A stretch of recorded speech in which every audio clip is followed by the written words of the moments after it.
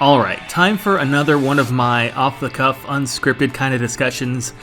And today, I'm going to talk about something that maybe some people might not like to hear, but you know what? I think it's worth talking about. And that is Smash characters that I don't expect to see as DLC in Smash Ultimate.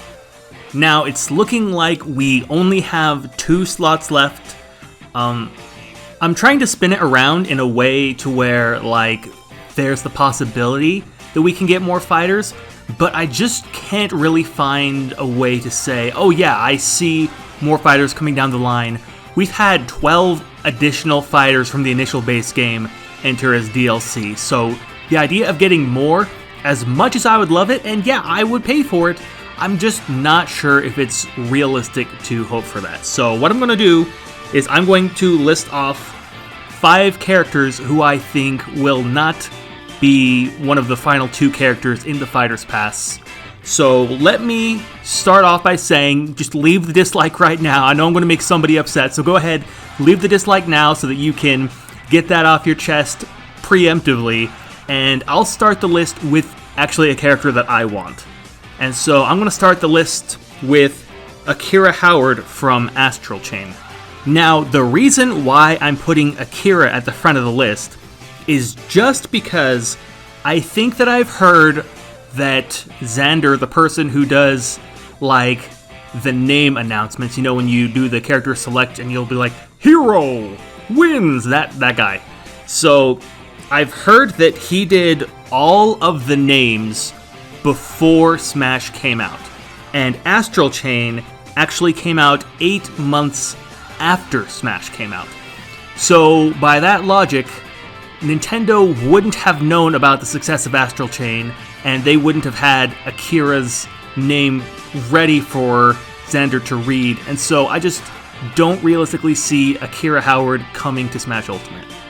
Now, I could potentially be wrong about that. They could have done Fighters Pass 1 and Fighters Pass 2 on completely separate days, and, Xander could have done another one after Astral Chain came out, but I feel like I would be getting my hopes up for that one. I don't feel like it's realistic to say. I would love Akira in Smash. I mean, Legions as a mechanic would be one of the best mechanics in the whole game, but at the same time, I just don't really see Akira coming to Smash. So let's go into some of the characters that I've seen come up, which I personally don't think have much of a chance of getting into Smash. So next on the list is Rayman. Now, I know a lot of people are hoping for Rayman. A lot of people are really excited about Rayman. They're like, there's a Rayman spirit in the game. That means that they're paying attention and that we could possibly get Rayman. Well, here's my thing about that. So I recently saw a leak, of course, take with it what you will, that someone from Ubisoft, who actually does work with other games, works with collaborations, sent out a leak recently about future characters coming to Brawlhalla, and he also mentioned that there were no talks of Rayman coming to Smash at this point. Now, that is a huge deal. If this guy is legit, and based on what I saw from it, it looks like he really does work for Ubisoft and that he actually knows what he's talking about. And if he says that there is no plans for Rayman to come to Smash at this point, then that is a huge red flag to me. But if we were to ignore that completely, let's just take that off the table and say, no, this guy's making it all up. There's also just the fact that Rayman isn't very popular in Japan. We were lucky to get him as a spirit, but if we're going to take things seriously, he's just not as popular in Japan as he is in the West. Now, granted, there's still a possibility that we can get a Western character in Smash Ultimate as DLC with the next 2 picks. I actually expect one of the next 2 characters to be a Western rep, but if they are going to go for a Western rep, there are just other characters that they can go with, like Crash Bandicoot or Master Chief, who will have more of an impact. And so just for that reason, I'm going to say I just don't think that Rayman is going to be one of the next 2 fighters in the Fighters Pass. So after that, we have another one that is very highly requested, and that is Doomslayer. Now, the reason why I think that Doomslayer won't make it is just because he's just not a good fit for Smash Ultimate. he's not like Dante or Bayonetta, who both come from M-rated games. He's not like Joker, who I believe comes from an M-rated game. He's different in the sense that blood and gore is his whole identity.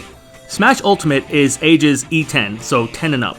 If you were to take away the blood and gore, he wouldn't really be Doomslayer anymore, and it would just kind of like be a knockoff. And so I think Nintendo sees that, I think Sakurai sees that. They're just looking for a different demographic. Like, Doomslayer is definitely for the more mature audience, but with Smash Ultimate, it really is for everyone. And so they're going to look at that and say, you know what? We have other options that we can go with.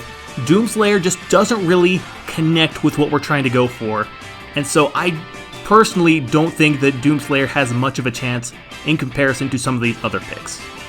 Now, here's a character that some of you might actually like to hear me say won't get into Smash, and that is another Pokemon rep. Now, the reason why I think a Pokemon rep won't make it into Smash is because at this stage, it's just too late in the game. Like, I know that a lot of people would say, well, they didn't end Smash 4 on a huge note with, they ended it with Corrin. They didn't end Fighters Pass 1 on a great note. They ended it with Byleth, but I thought that Byleth was great. I know a lot of people thought the Byleth was great, but I also know that a lot of people weren't as excited about Byleth or Corrin. But the reason why I'm going to say that a Pokemon rep is different is because when they introduced Corrin, they already had plans for another Smash game right around the corner. That was the entire purpose of the fighter ballot that they did.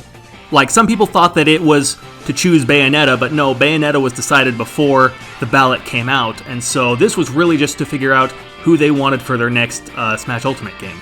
With Byleth, they had Fighters Pass 2 right around the corner, right after that.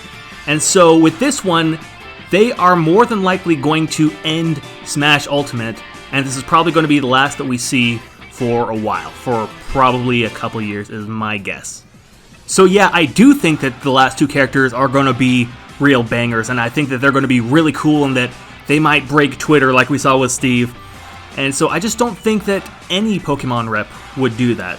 And, some people might automatically think, well, the Pokemon games came after Smash Ultimate came out, so wouldn't that follow the same logic as Akira? But it's different from Akira in the sense that Nintendo already knew that Pokemon was coming out. They already knew it was going to be a big hit. They could have easily told Xander to, do the names of Cinderace or Rillaboom before the games came out. But I really doubt that they would have predicted the success that Astral Chain would have had. They knew that Pokemon was going to be a big deal. Like, this was one of the hugest franchises, making it to a main console for the first time ever. They knew it was going to be a success. So yes, they could have done it, but if they were going to do it, I believe they would have done it sooner than right now. I believe right now it's just too late in the game. You could still see Pokemon rep, but at this point, I would just say we can probably guess that it'll be someone different from a Pokemon game.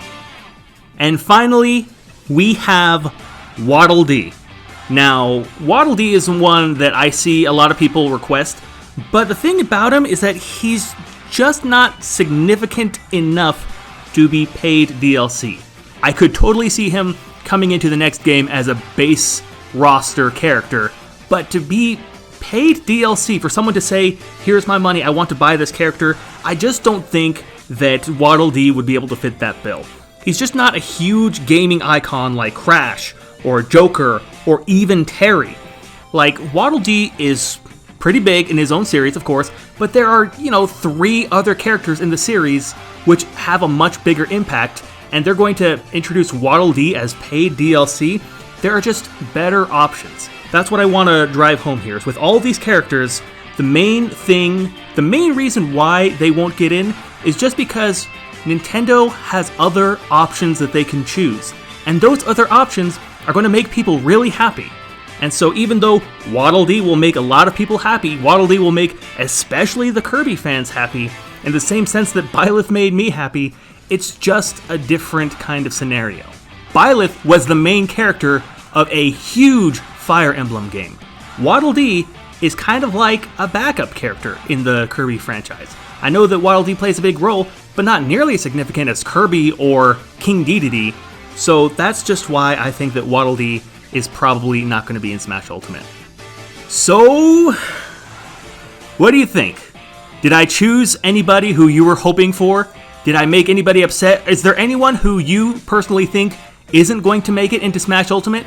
Are there any characters that you think have a much worse chance than the characters that I mentioned? Let me know in the comments, and I'll see you guys next time.